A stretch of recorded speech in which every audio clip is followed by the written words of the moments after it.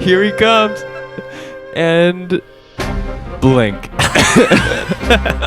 and you're listening to the Fancy Ramen Podcast, episode 29. It is August 27th. I'm Neil. I'm Cookie. Wait, I'm Scott, but am I supposed to watch the whole thing? Well, I mean, you can continue watching it. That's fine. The music that you just heard was from the trailer from Shenmue III, their first teaser for the PS4. This released while we were out last week during the Eclipse, if you will. But I just wanted to talk about this real quick. This game looks like a giant dumpster fire. Holy shit. Hey, the environments actually, or at least these cinematic environments, look very pretty. Yeah. I was actually saying our the main exact character same is thing. like absolutely stunned by the beauty of the game, that his face is frozen into a single expression. And he can't blink because he'll miss the beauty. But I mean, honestly, besides the character's facial expressions, it's quite pretty. Besides the characters entirely, it's pretty. Like, the locations are pretty. Like, they're not... The character movement is also pretty weird. It's a little uncanny when he does the fighting scene. That's where I was really losing my shit at. So it's hard for me to judge, because if you told me this was an indie game, I would say, wow, the environments are amazing. But if it's you know, treated as a first party development, I would say the environments are decent. As an indie game, the character models and the faces, the renderings are not good. And as a first party game, they are, I would say, terrible. So people were asking for this, as I repeat? What? I don't know if they were asking for that specifically. They were asking for Shenmue 3, Shenmue not 3. Shenpoo 3. And like, if you look at the character models from Shenmue 1 and 2, which they're the same, but that was for the Dreamcast and later the Xbox, they legitimately look better than these, despite the lower performing graphics. Yeah, higher numbers doesn't mean it looks better. Yeah. Higher numbers means it's a lot easier to make bad things look even worse. If you look up Shenmue 1 and look up Ryo Hazuki, whatever his name is, what you get is like a character model that doesn't necessarily look amazing by today's standards, but it looks fine. And even at its low poly version or form, it looks relatively impressive, especially considering it was on the Dreamcast and Xbox, so like a PlayStation equivalent system, if you will. Or PlayStation 2, I guess? Is that what the Xbox would relate to? Yeah, Xbox is PlayStation 2 era. Like, it looks maybe better than Deadly Premonition. And Deadly Premonition was, a fine-looking game in terms of character models. Didn't look great in the, the surroundings and areas, but, not the worst thing in the world. But now you look at these new models from Shenmue 3, and even, like, the models that they were showing a couple years ago, and it looks really bad. Like, I can't pinpoint it, but there's something that just looks god-awful.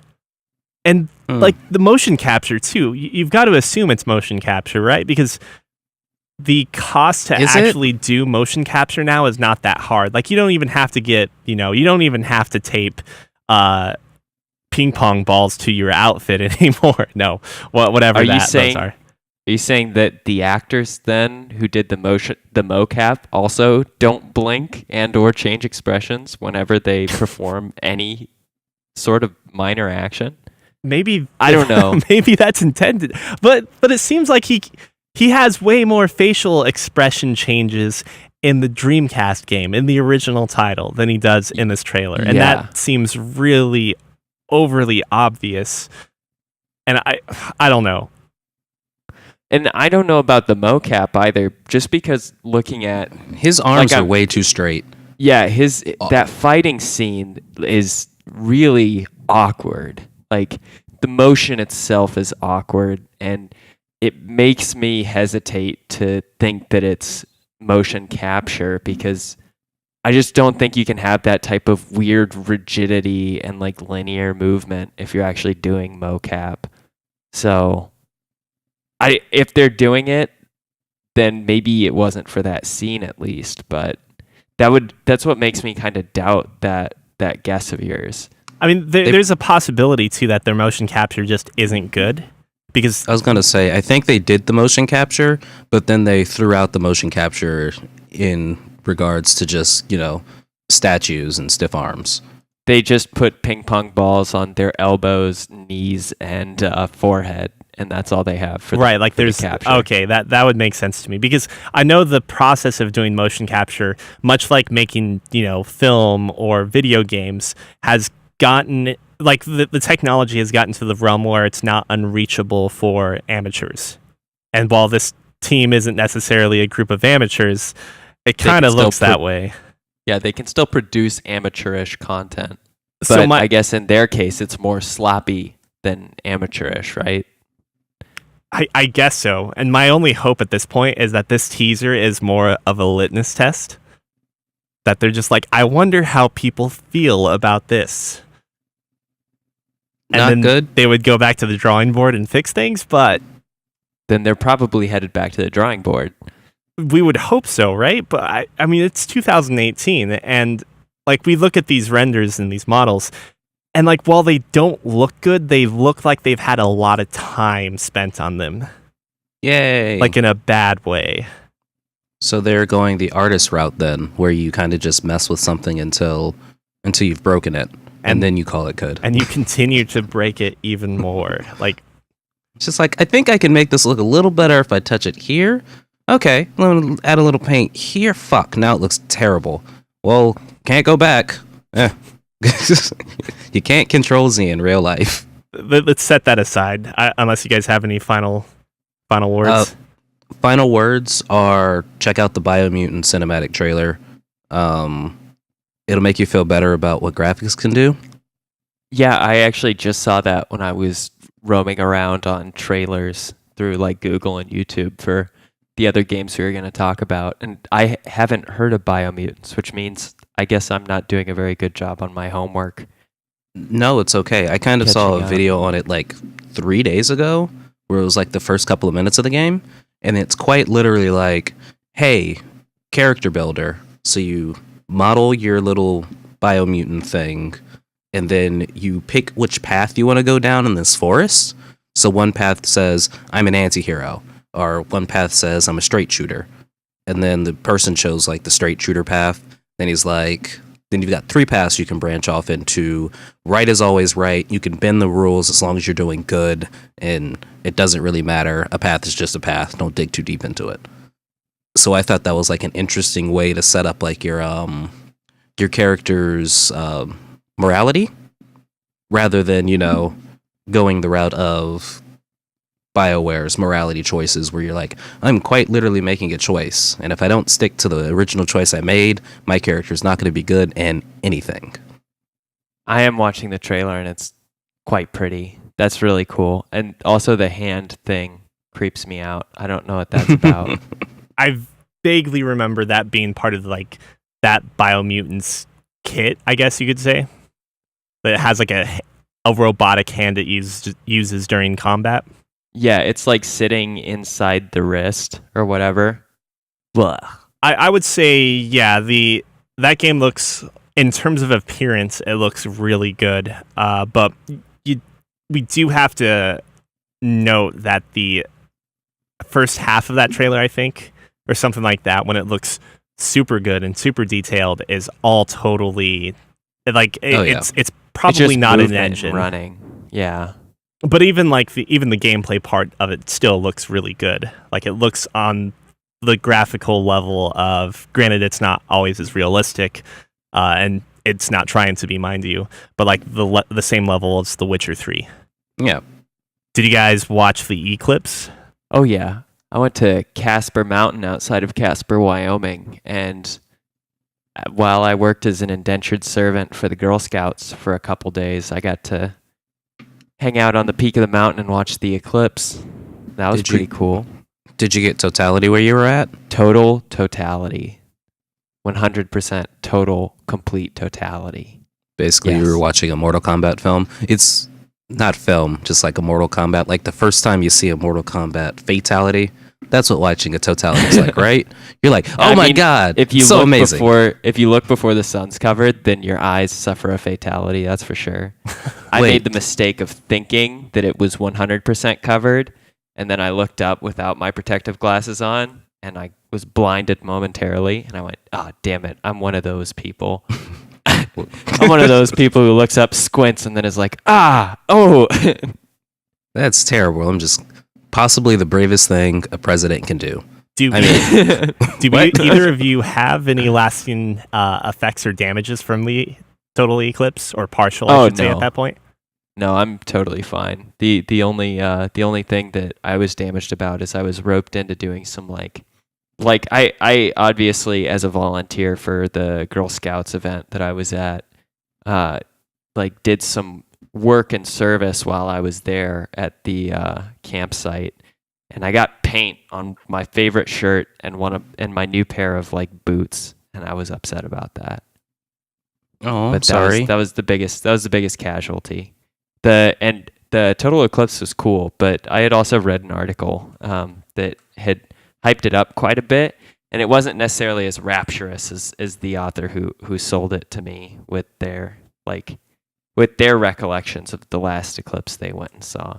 But I will say the coolest thing, especially being on a mountaintop, is like you essentially have this layered horizon sunset effect when it's completely covered, and so you get to see like these incremental changes in the color of the atmosphere on the way up while it's covered, and that's neat. And the corona's cool too, but it's a big rock covering a big ball of gas at the end of the day, and it was totally worth seeing once, and I probably won't do anything crazy to go see an eclipse again. I think the hard work just muddled your experience of it. The hard work ruined it. If it was more like a vacation just to go do that, I bet it would have been a lot better. And also reading ruined it for you as well, it turns out. Yeah, I should have gone in with zero expectations. I ruined my own experience. Don't be like me.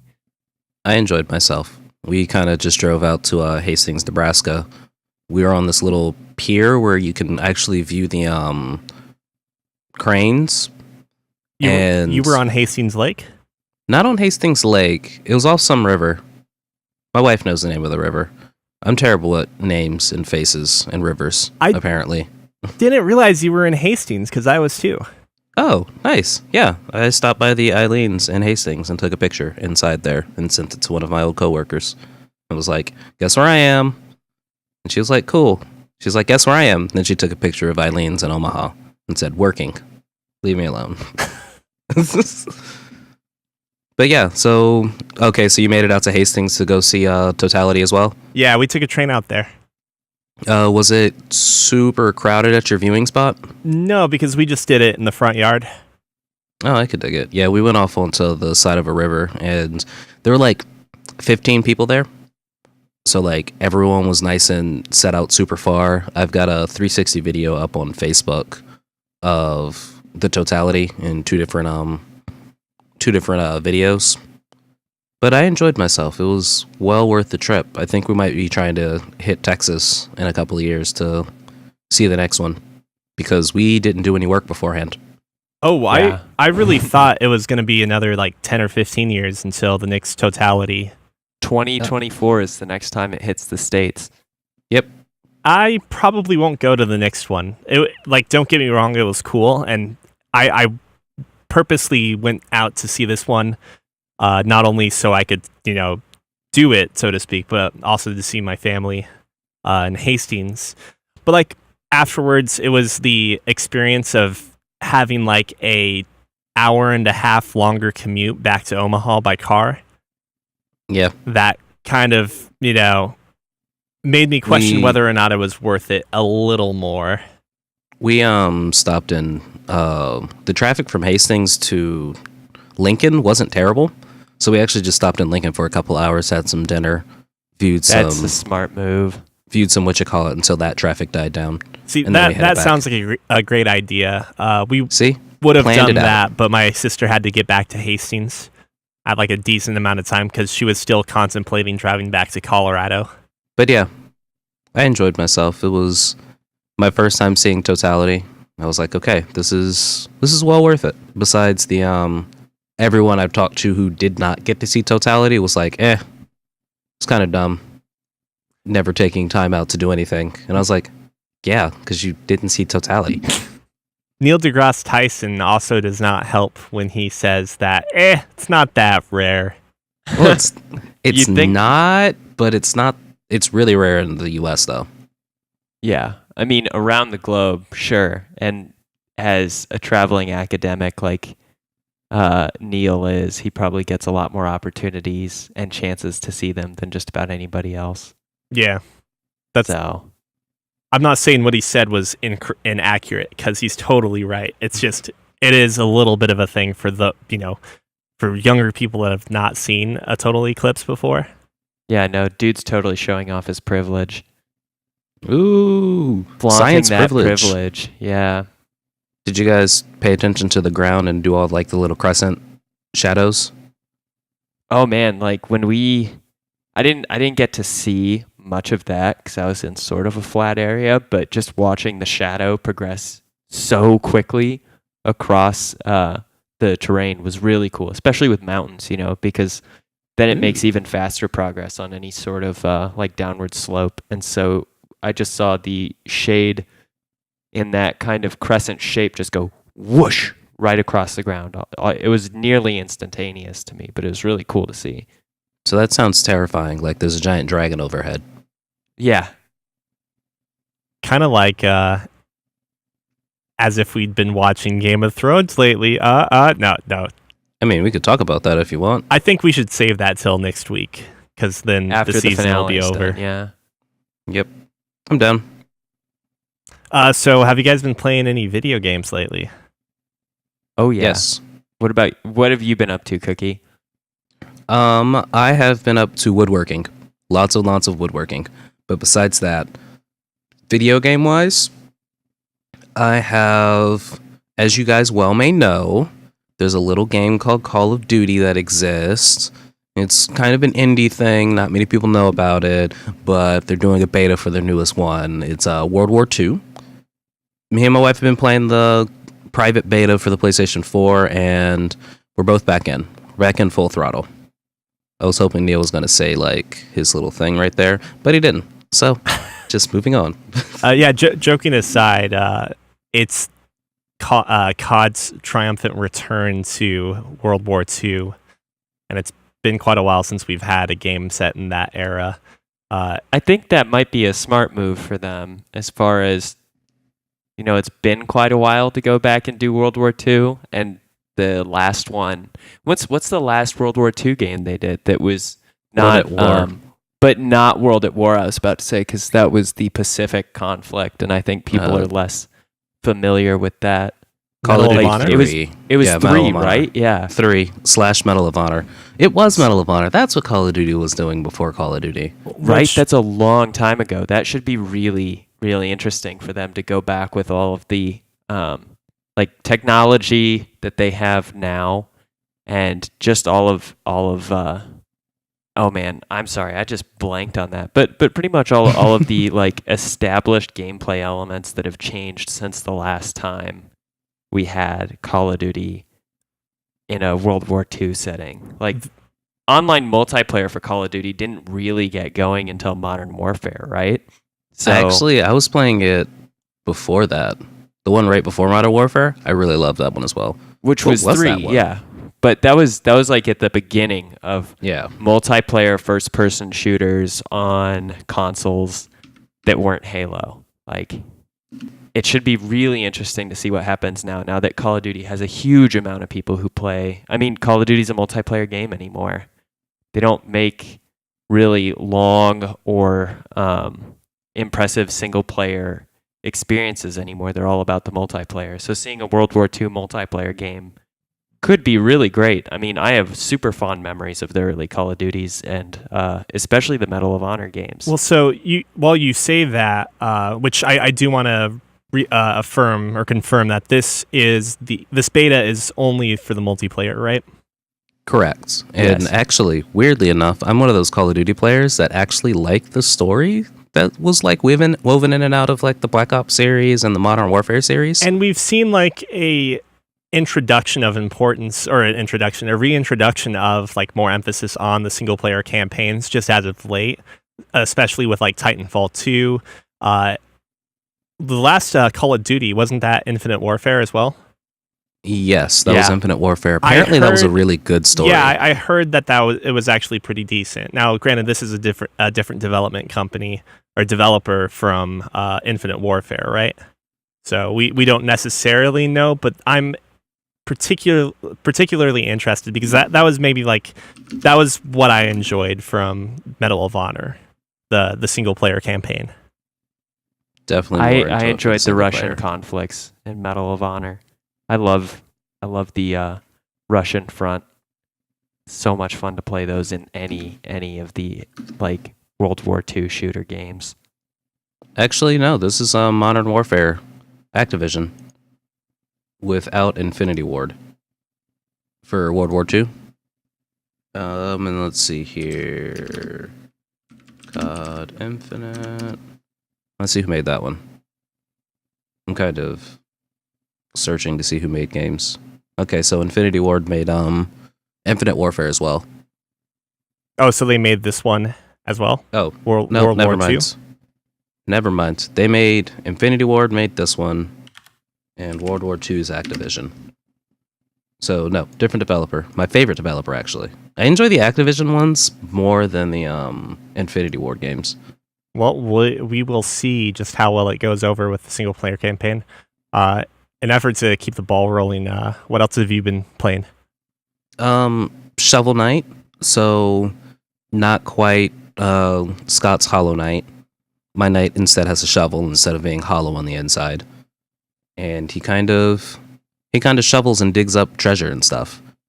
I'm not super far into it. It's kind of difficult, but not really all that difficult. But yeah, it's some good times. I have not tried out the Plague of Shadows DLC or the Spectre of Reaper Knight. Torment. Spectre of Torment, that one. Did they So I come kinda included on the Switch, or were those separate They do. purchases? Mm-hmm. All one purchase for like $19, I guess. That's an awesome deal. Then, so granted, I was playing these next couple of titles on the Switch on the drive from Hastings to Nebraska to Omaha and Omaha to Hastings, so a little bit of time. But Flip Wars for the Switch as well. Got 2 words for you, Bomberman, and then Phantom Trigger. Phantom Trigger is kind of this interesting little like 16-bit game where pretty much you start off, you're talking to your wife in a kitchen, she's making some food, and you're playing a cute little game with her where you're trying to guess what she makes, and then you collapse. And then you wake up in a fantasy world where you are called the Stranger. You have no memories of yourself, you just have a whip. And you're kind of just sent into this world to go collect items. And as you're progressing through the fantasy world as the Stranger, you're actually getting glimpses of what's happening in the real world. So the dude who collapsed at the beginning is you. He's got some sort of disease. There's this like weird drug that they're pumping him with to like cure him, but he's having these side effects where the fantasy world and the real world, they're like combining and merging. So you're getting glimpses of like therapy sessions where he's talking about a strange dream, where he's talking to people who kind of look similar in the real world to this fantasy world. Sometimes he'll wake up as the Stranger or the Wanderer, whatever that person's called, and say, I don't know where I am. He quite literally tries to escape a hospital in one of the scenes, saying he tries to open the door. It's like a chemo treatment, basically, so he's like super weak. He tries to open the door and he's like, I thought the wall would be weaker here. And then he collapses, and then you're back in the fantasy world. So at any point in time during the game, do you have a merchant come up? And does he open his trench coat asking you things like, what'll it be, stranger? Hehe. Unfortunately not. What are you buying, stranger? But all I do know about that game so far is really that everybody likes Rabbit. Rabbit is cool. Rabbit is strong. Everybody likes Rabbit except for one person, and one person sends you on a mission to go poison Rabbit, and I unfortunately poisoned Rabbit, and I haven't quite gotten to like the after effects of poisoning Rabbit, so I'm kind of stuck where I'm at right now in this next world. So basically, just say, hey, go through this world, beat the boss, collect the items you say collect, go for it, and it's just kind of me going back and forth. So there's potentially multiple endings and different possibilities and so forth? Yep, the story branches off depending on what you do in the fantasy world will actually also change the effects of what's happening in the real world to you. So you're So the doing trailer something says. like subconsciously in this fantasy world that Is affecting your real life body. yeah, when you're lucid in the real world, you actually get to comprehend the consequences. That's pretty cool. Yeah, the fantasy world's in the guy's mind. It's something like that. So basically, like, one of the characters that's following you around is this ant lady, and she looks exactly like your wife with antennae. And you find out later that your wife is actually an entomologist who studies ants. So that's kind of why she's got the antenna. Don't Things like poison that. the ant lady. Don't do it. I hope Rabbit wasn't your child. That looks like a cool game. It Basically at least a looks like the 16-bit anime. gameplay is very similar to Hyper Light Drifter in the art style and kind of the top-down dash and slash type of gameplay. Yeah. You've got 3 different kinds of weapons and a blue dash move. You've got a sword that's blue, a fist that's red, and a whip that's green. And depending on like what button combinations you do with things, you can turn the sword into like an ice spell, the fist will turn into a fire spell. And then someone convinced me to get Overwatch for the PC, and we've never played since. I know. We need oh to my play. God. What kind of asshole would do that? It's me. It's me. I'm the asshole. And I was actually going to ask Cookie if he wanted to play some Overwatch soon. I am down. I really actually like the way it feels better on PC. It's easier to get more headshots, like they say. It kind of just makes more sense. And there was a new trailer for Overwatch. So you got 2 new trailers for Overwatch. One was Welcome to Junkertown, or something about Junkertown, where Roadhog and oh god, what's his name? I forgot his name. Junkrat, are trying to infiltrate Junkertown. So that's the new level. And then the next one was for May, is Wake Up, and it's just got all the feels. May is back to being Bay, and Overwatch for the win. They finally decided how long she's been in cryo sleep. 9 years. Instead of like the 10 years or even like the 7 or 8 years that they were trying to decide on. But yeah, humanizes her a little bit more. You might actually be able to play with Scott on PC soon, because Earth is finally over on League of Legends, and because Earth is over, I've been able to play some other games that were not League of Legends recently. So we're done doing that now? We're just not playing League of Legends anymore? Cookie, you were the one who made the observation that if you go back to play it normally on Summoner's Rift, it's very boring. Oh, I guess you're right. So yeah, nope, okay. And I'm We're done with bitter that. that I never got to play Fiora in Earth ever. Real bitter. If it makes you feel any better, I also didn't play Fiora. I think I own her too, and I never got Fiora. And I think she continued to have the highest win rate of all I know, champions. and if I would have gotten to play her, she would have had an even higher win rate. But yeah, my time with League has cut down a little bit. I'm still playing some normals, trying to get back into the regular play, but it's been a hard struggle just because it's not as fun, it's not as mechanically intensive, and it's not as chaotic. But I have been playing a couple games, which I'm not going to go into the details of quite yet, just because I haven't played enough of them. But I played Sonic Mania, which is basically Sonic 5, what that would be, or is there a Sonic 4 that's not 3D? I can't recall. Yes, Sonic 4 is not 3D. So, yeah, this is basically... I'm sure anyone listening already has knowledge of this game, but real quickly, it was originally a fan-made Sonic game that was basically a love letter to the first 3 Sonics. And then Sega pulling their best impression of Capcom, more or less brought them onto staff, and it's now an official Sega, developed game. Again, not getting into details, but if you ever liked Sonic 1, 2, or 3, it's worth at least thinking about getting, because it's the same game, but better, I guess you could say. Like, new features. You could say more, too. Yeah, more, but at the same time, it's like, you can still totally... You still totally see it for what it is, which it's a love letter to original Sonic mechanics, but it has the exact same feel. And I think part of me was thinking that maybe Sonic wasn't a good game, but after playing this, it was kind of an affirmation of the hours I spent playing Sonic 2 with my brother were not wasted. This there's still something inherently fun, but also kind of puzzling, because as much as Sonic is about going fast, getting the most out of Sonic isn't trying to just speed run to the end of the level, but replay levels and try out different routes that will get you to the end course. Because there's actually a degree of replayability that I kind of did not remember in original Sonic, and maybe it's not there in original Sonic, but there definitely is in Sonic Mania. Along with that, I've also been I just started playing West of Loathing, which this looks great. Yeah. It was made by the developers of Kingdom of Loathing, which is a web-based MMO. And to give you any sense of the comedy, or it's all about the writing. That's what these games have been known for.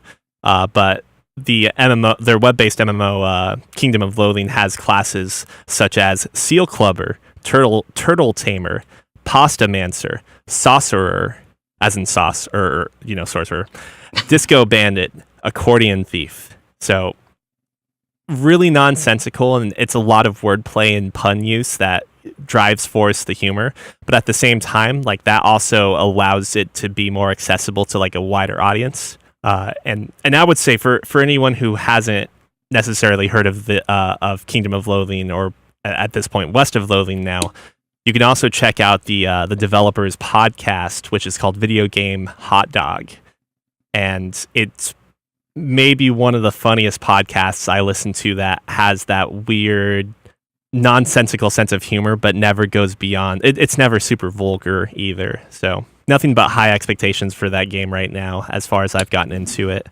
And despite it being the type of format in a game that I kind of hate, sort of reminds me of the South Park RPG that came out a couple years ago, Stick of Truth.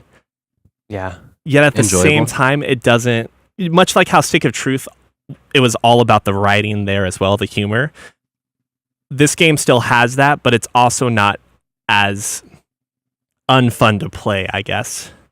I love the name of some of these classes. Cowpuncher, Bean Slinger, Snake Oiler. Yeah. Yeah. And also, I didn't realize that this was such a... it's a black and white monochromatic, stick figure. Yeah, That's it. It's super, it literally looks like everything was made in MS Paint. It may have been. That might be the secret here. And yeah, just the inventory, for instance. Your gear, your stuff, everything.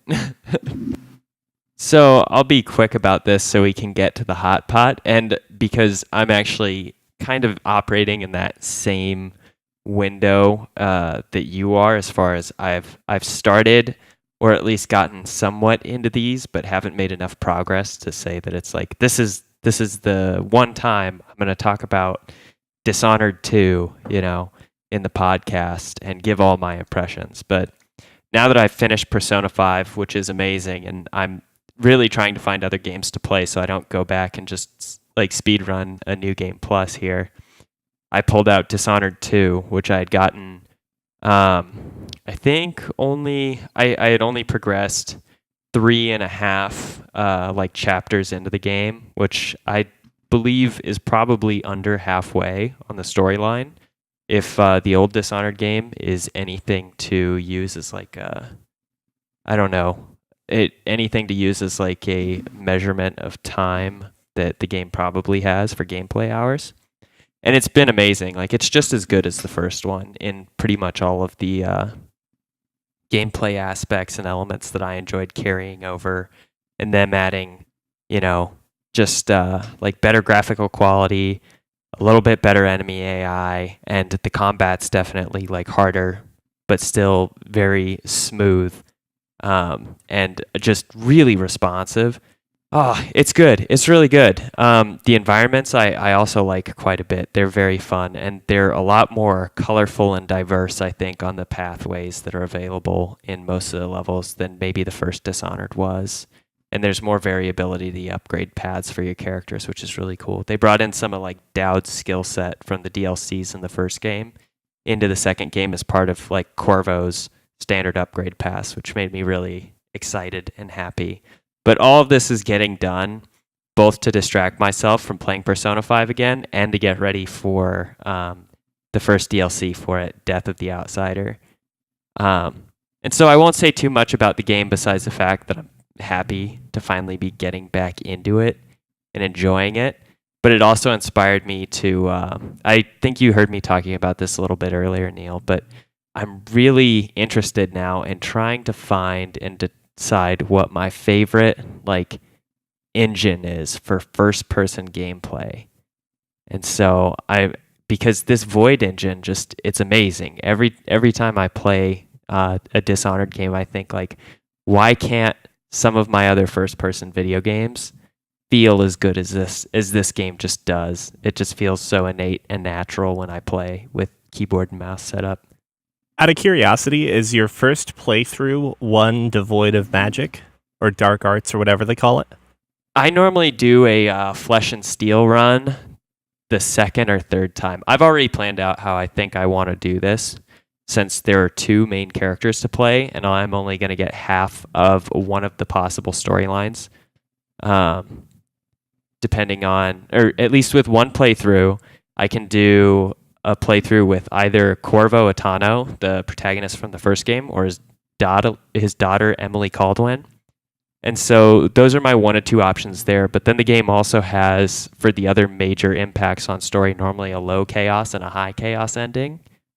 And so I think to honestly get all of the outcomes, I'd have to play 4 times with different characters. And so I was going to try different things in between each one of them. Like right now I'm doing a low chaos and like almost completely stealthy. I don't think I've been detected yet.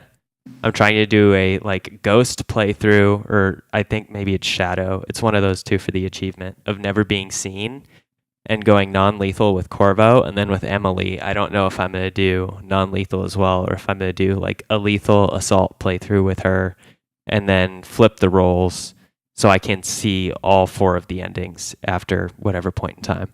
But I was so inspired by how much I was enjoying Dishonored that earlier this morning I bought Prey because it's on sale for $30 and it could be another great and recent new game to talk about.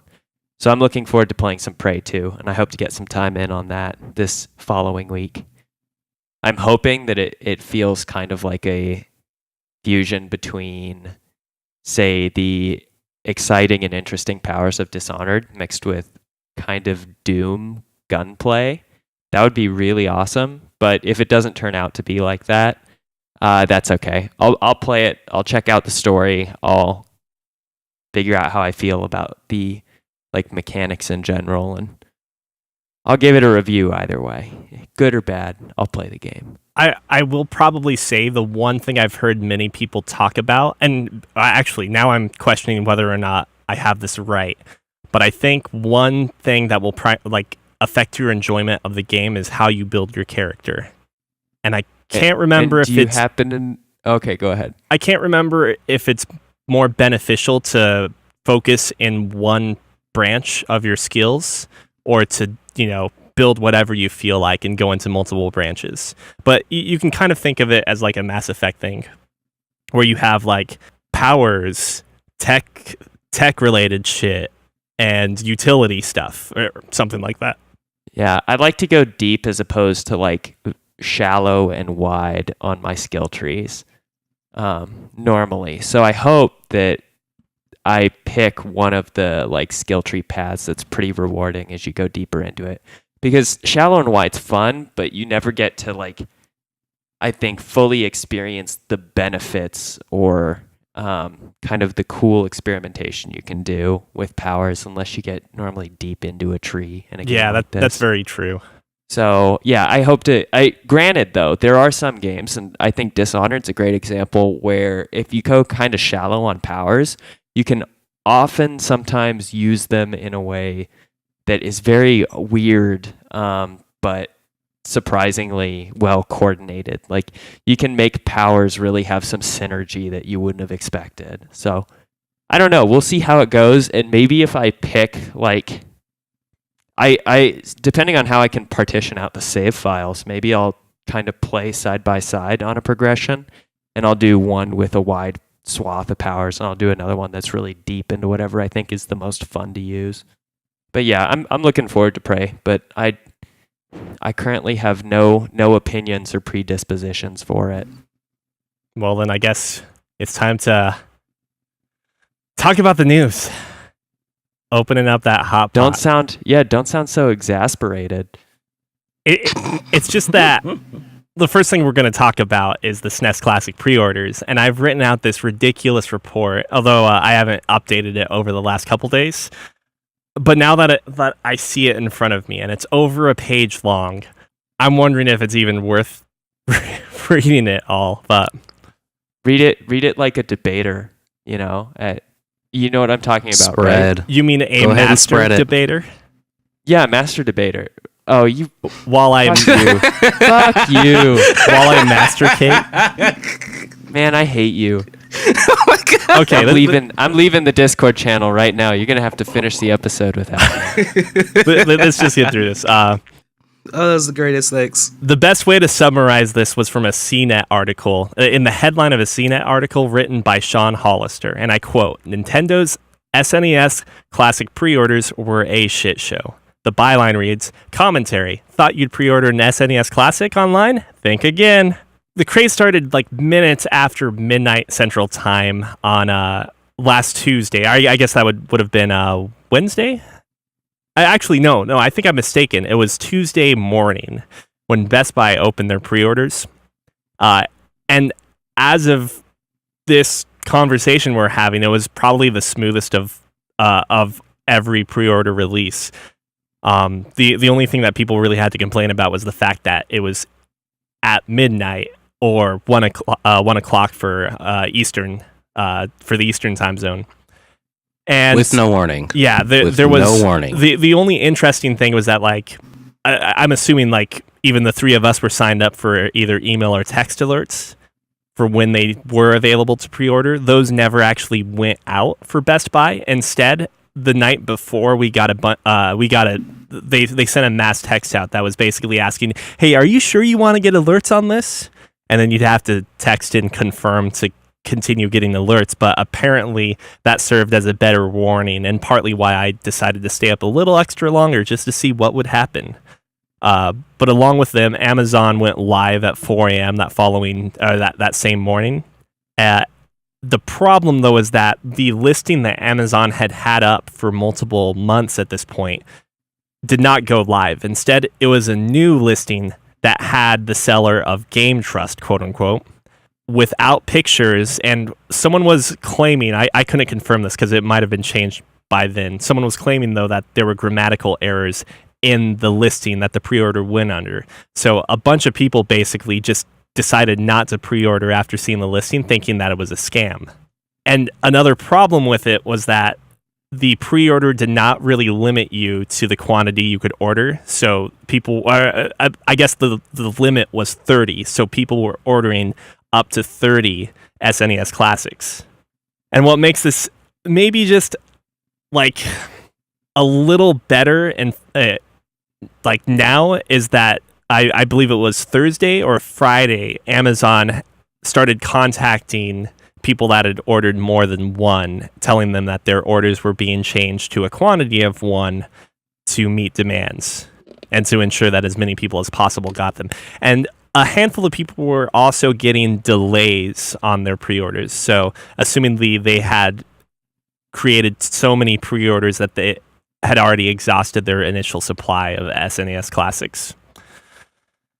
Along with that, Walmart and Target went live about the same time, around noon, Central Time again, that same day on the 22nd.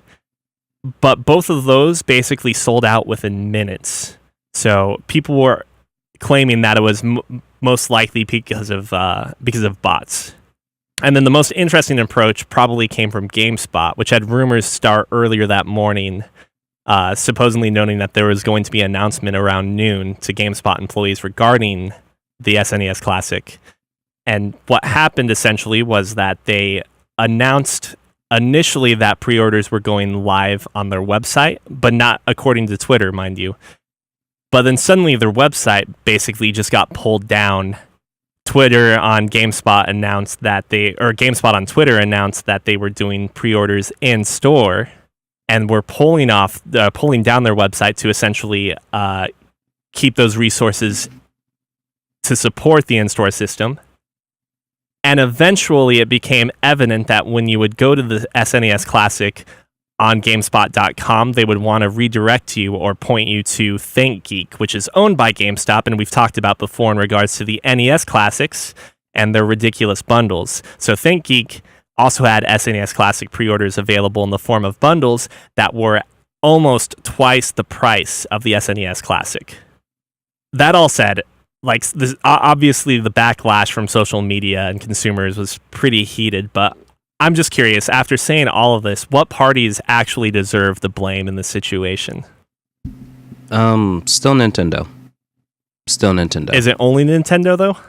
Fuck it. Cut it off at the source. I wouldn't at the say, source. I wouldn't say it's all Nintendo, but I'm kind of salty too right now because I've just been traipsing around town recently trying to find a Switch, and it's like, it's impossible. I know it's impossible, but I'm still just hoping to physically bump into a copy at some store or retailer. And so it's made me think a little bit harder and more critically about Nintendo's distribution practices and how annoying it is to try and get a hold of a console from them. I read a really insightful post, and this isn't so much about the Switch per se, but a post on Reddit where a guy was kind of making some assumptions, but to paraphrase it, let's assume that the SNES Classic and the NES Classic don't actually net a profit to Nintendo. In fact, it might lose them money even. So the idea is that all of the games available on the SNES and NES Classic are available through the Virtual Console, be it for the Wii U or the Switch or possibly the Wii. So the SNES Classic and NES Classic are purely just there to generate hype. Yeah, no, that probably wouldn't be that far of a stretch, right? We know that these games would go for at least a good couple of bucks, each one of them on these virtual console options. And ideally, you don't have to produce any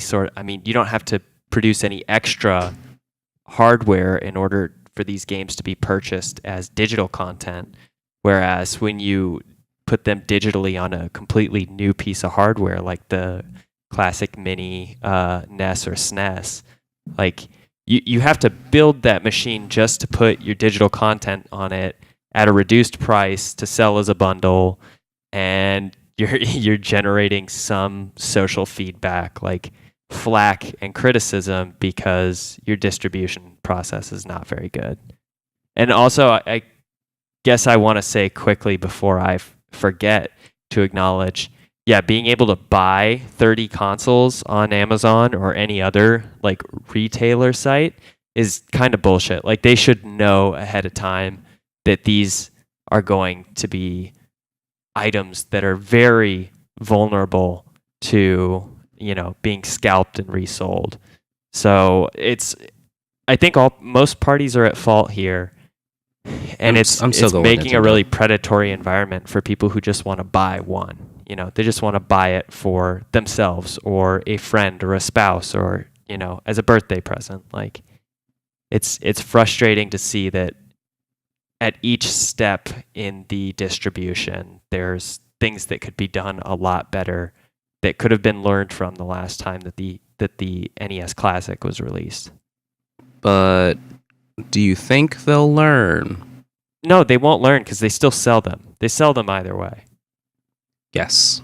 Yeah. So Nintendo's going to keep its pattern of developing 5 systems and consoles for everything, and we're going to keep buying into the hype of, oh my goodness, we're going to be able to buy one of these things and get it.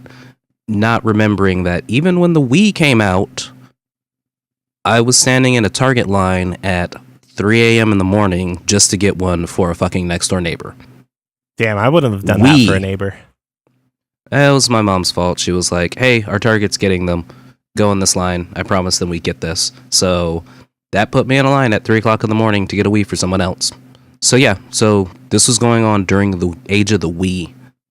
I think people have forgotten about that. They're like, oh yeah, it's just the NES Classic that they were kind of freaking out about. And there's hardware issues with the Switches. That's why we're so low on those. Well, but I think there are other things that we're not considering. Like, first and foremost, the Wii, I guess I should say, at the end of the day, no one was unable to buy a Wii. Like, everyone that wanted a Wii was able to get it at fair market value. If they were too impatient, then they ended up paying a premium for it. But with the NES Classic, which they've already discontinued, it is now only scalpable or able to be found from scalpers at this point. And I'm less surprised by that and more surprised that people were expecting it to be better, because Nintendo's never shown us anything at launch to be better. But we don't consoles. Necessarily know if the SNES Classic is going to be as bad as the NES Classic now, just because what we're experiencing now is the unavailability, I guess, or lack of available pre-orders. But we don't necessarily know how many more units they're going to produce, because it might be quite a bit until the end of the year. Or it could be none, as we could expect with the NES Classic, or as I'm going with none. Came with. So I mean, we might just be jumping the gun a little too early on that, but I'm going with none. Like with the Switch, yeah, the shortage on the Switch has not been pleasant, but I know that a lot of key components for the Switch are also trying to be bought out by Apple and Sony as well. Or Sony? Their screen manufacturer went bankrupt. The Nintendo one? Yeah, the manufacturer who did the Switch screens, they went bankrupt. So they're having even more issues with that now. That's not really Nintendo's fault at that point. Yeah. But and I really don't think anyone's going to be prevented from buying a Switch through this, eventually, the outcome of its life. Yeah. Like, it might be hard to find now. But even then, I'm still kind of surprised when people say it's hard to find Switches when I can go out to stores and stuff and see them in person.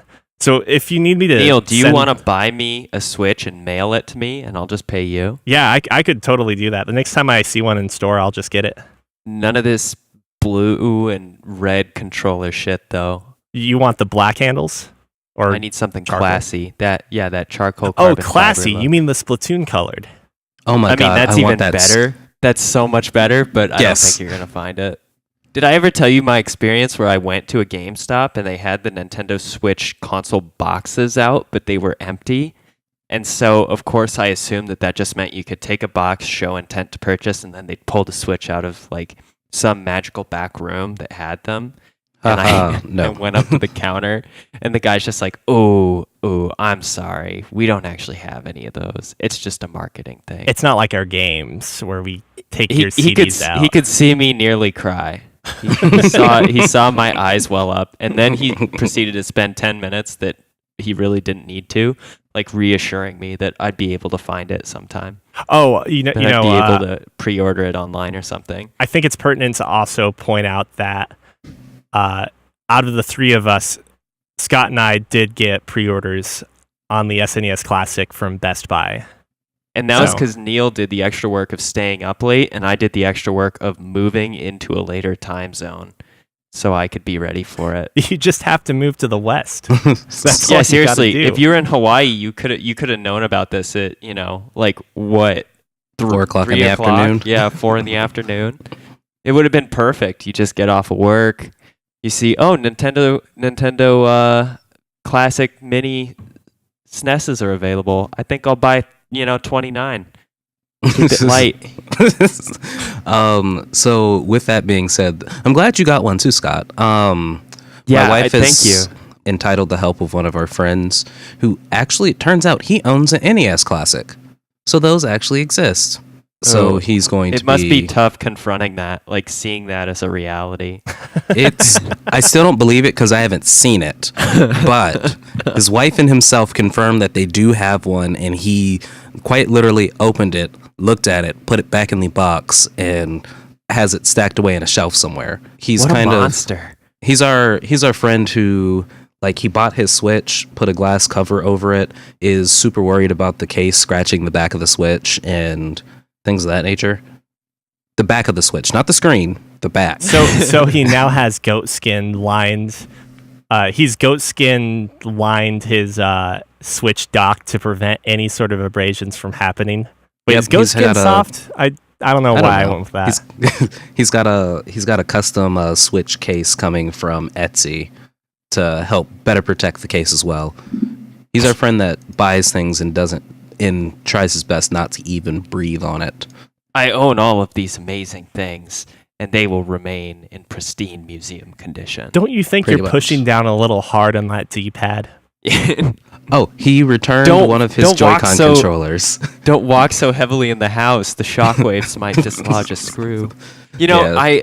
It's fun to like tease about this, but in all reality, when we nuke each other to death, like he's gonna be a great like archaeological dig for whatever finally comes upon his house. They're gonna be like, holy shit, what is this thing? They'll pick up the Switch, and then that alien species will forever be doomed to fight over the last remaining functional Switch.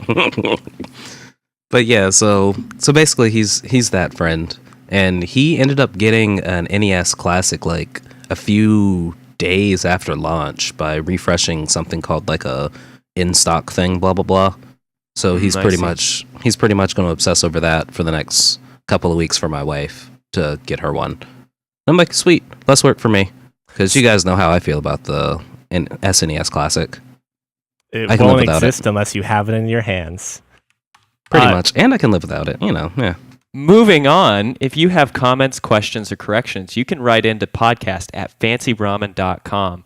And if you've been enjoying the show, leave a review with us on Apple Podcasts, iTunes, or your favorite podcasting service. But most importantly, please tell a friend and help us grow our audience. That's how we get the bulk of our listeners, and it's the easiest way to help keep us bringing new and exciting content to you and all the people you love. All the people you love. Yeah, even tell somebody that you're completely ambivalent towards. So that boy you're stalking that, is in the class above you, and you leave Let him know notes about in us. his shoe locker all the time. Yeah, just leave him a Fancy Ramen pamphlet. And then we'll do a shout out for you once you write in an email for us. We'll bring this creepy stalker love together.